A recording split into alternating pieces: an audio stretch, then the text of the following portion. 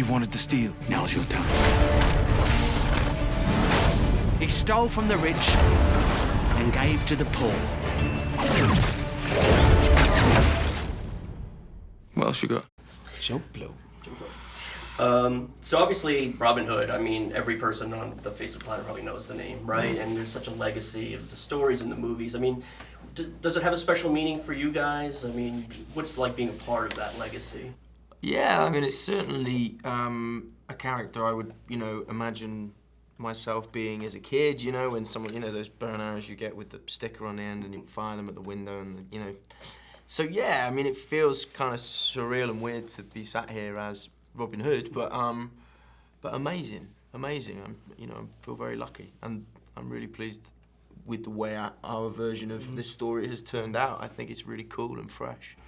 Yeah, and these are very physical roles for you guys. I mean, can you talk about the preparation, and did you guys train together to kind of like build a little camaraderie? I mean, you stay in really good shape. I remember one day you used to keep a chinning bar outside your trailer.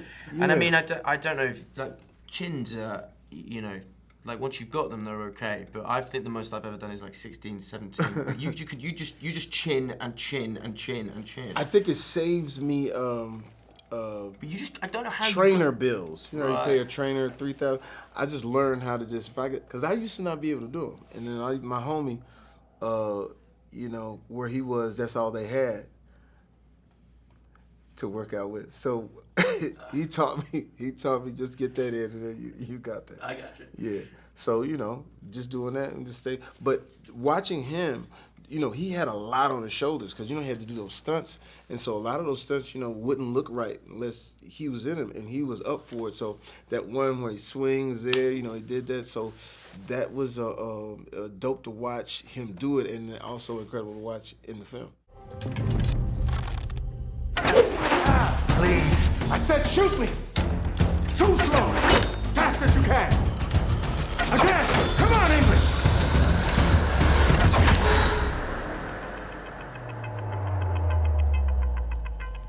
Okay.